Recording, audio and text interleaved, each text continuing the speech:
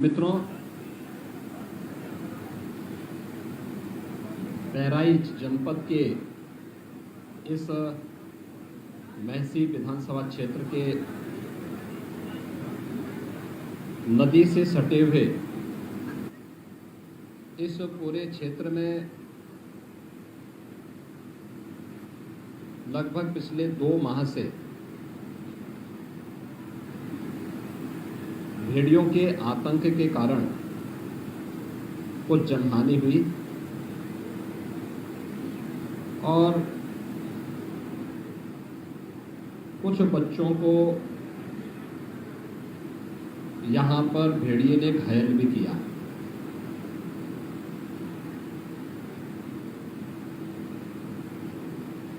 यहाँ की सूचना के बारे में जब पहली बार यहाँ के जनप्रतिनिधियों ने मुझे अवगत कराया था तो मैंने प्रशासन को इसके बारे में एक अभियान चलाने के लिए तत्काल निर्देश दिया था। इसके उपरांत वन मंत्री को और वन विभाग के अन्य अधिकारियों को भी अतिरिक्त टीम के साथ यहाँ पे भेजा गया था। पिछले 2 महीने में इस क्षेत्र में 8 जनहानि देखने को मिली, जो 20 से 25 किलोमीटर के दायरे में ये हुआ है। यहाँ पे जो रेस्क्यू किया गया है इसमें 5 भेड़िए अब तक रेस्क्यू किए गए हैं और एक अभी ऐसा है जो पकड़ा नहीं गया है। ये चीज़ें देखी गई हैं कि जो अचानक इस सीजन में उन क्षेत्रों में जो जंगली जानवरों की दृष्टि से संवेदनशील होता है, इस प्रकार की घटनाएं अक्सर प्रकाश में आती हैं जब जिन क्षेत्रों में ये जंगली जानवर रहते हैं वहां पर पानी घुस आता है। तो ये अन्य स्थलों की ओर प्रस्थान करते हैं और शिकार की तलाश में कभी कभी यह मानव बस्ती के नज़दीक आते हैं। तो मानव बस्ती के नज़दीक जहाँ भी इसे आसान शिकार मिलता है तो वहाँ पर ये हमले देखने को मिलते हैं।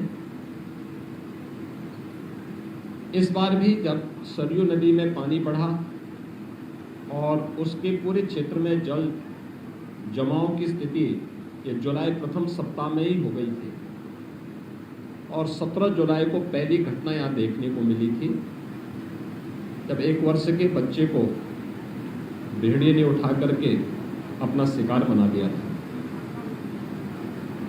इसके उपरांत ये लगातार चलता रहा। अवश्य था कि वह एक गांव में बार बार हमला नहीं करता है, अलग अलग गांवों को उसने निशाना बनाया है और हमले का दायरा भी एक गैप रहा है 4 से 5 दिन का। 1 सितंबर को अंतिम घटना घटित हुई थी और आज 15 सितंबर है। इस दौरान जनहानि होने की कोई भी सूचना नहीं है। 2 और 3 सितंबर को एक बच्चे पर हमला किया था। इसके उपरांत हमले की भी शिकायत नहीं है क्योंकि 5 भेड़िए अब तक रेस्क्यू किए जा चुके हैं। इसके अलावा यहाँ पर एक के लिए हमारी यहाँ पर 165 की टीम वन विभाग की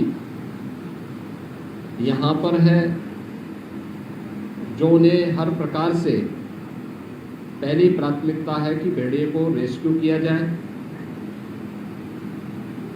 थर्मल ड्रोन भी यहाँ पर 4 लगाए गए हैं और ये प्रयास है कि किसी भी स्थिति में रेस्क्यू हो, लेकिन अगर वह जिस रूप में हिंसक है, जनहानि कहीं करता हुआ दिखाई देता तो उससे पहले कि जनहानि करे तो उसको शूट करने के भी आदेश दिए गए हैं। लेकिन ये अंतिम विकल्प है इससे पहले तमाम अन्य विकल्पों पर भी कार्य किया जा रहा है। स्थानीय स्तर पर जनप्रतिनिधियों का, जिला प्रशासन, पुलिस प्रशासन, वन विभाग की टीम ने बेहतर समन्वय से इस परिस्थिति का सामना किया है और आम जनमानस के मन में एक विश्वास पैदा किया है। आज उन सभी पीड़ितों से मैं मिलने के लिए स्वयं भी यहाँ आया हूँ और क्या आगे की रणनीति है वन विभाग की और प्रशासन की, इस पर भी अभी विचार किया गया है। हमारी सरकार ने मानव वन्य जीव संघर्ष को आपदा की श्रेणी में रखा है और इसलिए अगर कोई भी जनहानि होती है तो उसमें हम पीड़ित परिवार को तत्काल 5 लाख रुपए की सहायता उपलब्ध करवाते हैं, क्योंकि जिन लोगों को घायल किया गया है तो रेबीज का इन्फेक्शन न हो, इसके लिए एंटी रेबीज वैनम भी उन लोगों को उपलब्ध करवाई गई है। उन बच्चों को या उन लोगों को उपलब्ध करवा दिया गया है जो लोग अब तक इस प्रकार के जंगली जानवरों के हमले से घायल हुए हैं। हम लोगों ने पहले ही यहाँ पे प्रशासन को निर्देश दिए हैं। यद्यपि प्रदेश में अब तक हम लोग केंद्र और राज्य सरकार ने मिलकर के 56 लाख गरीबों को पूरे प्रदेश में एक आवास उपलब्ध करवाया है और ये जितने भी हमले हुए हैं इनमें भी अगर आपने देखा होगा कि सभी के पास अपने पक्के आवास हैं। हाँ, कुछ लोग हैं जो गर्मी के कारण या किन्हीं अन्य कारणों से घर के बाहर सोते हैं इस सीजन में, तो उसी में जंगली जानवर को एक अवसर मिलता है।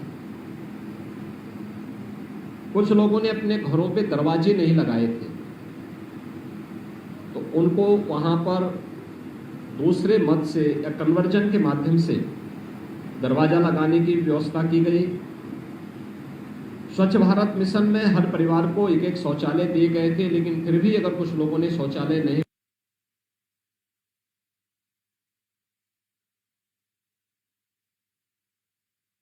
अतिरिक्त शौचालय बनाने की भी व्यवस्था की गई। यहाँ पे लाइट की व्यवस्था हो, पेट्रोलिंग पर्याप्त मात्रा में हो, इसके भी प्रावधान किए गए हैं। और हमने एक और निर्देश दिया है कि जो भी ऐसा कोई व्यक्ति है जो अब तक आवास की सुविधा से वंचित है, तत्काल मुख्यमंत्री आवास योजना में उस परिवार को एक आवास उपलब्ध करवाया जाए। जिन लोगों के पास अन्य सुविधाएं नहीं हैं, प्राथमिकता के आधार पर कैंप लगा करके उन लोगों को ये सुविधा आवास का है, शौचालय का है, राशन कार्ड का है, आयुष्मान कार्ड का है, इन सभी सुविधाओं से उन्हें आच्छादित करने की एक अभियान चला करके उन्हें आच्छादित किया जाए, जिससे अपनी जरूरत के लिए किसी व्यक्ति को इधर उधर भटकने की आवश्यकता न पड़े। मैंने इन सभी गांवों का भी सर्वे भी किया है और मैंने देखा है कि लोग जनजीवन सामान्य है, लेकिन सतर्कता की आवश्यकता है और टीम जब तक इस खतरे को यहाँ से मुक्त इस क्षेत्र को नहीं कर देती है, टीम यहाँ पे तैनात रह करके पूरी सतर्कता के साथ आम जनता की सेवा के लिए और प्रत्येक व्यक्ति को इस खतरे से बचाने के लिए यहाँ पर पूरी प्रतिबद्धता के साथ कार्य करेगी। आज इसीलिए मैंने पीड़ितों से मिलने, पीड़ित परिवारों के प्रति अपनी संवेदना व्यक्त करने और इस क्षेत्र का दौरा भी किया है और क्या आगे की रणनीति वन विभाग की और स्थानीय प्रशासन की, ये इसकी जानकारी भी दी है। धन्यवाद।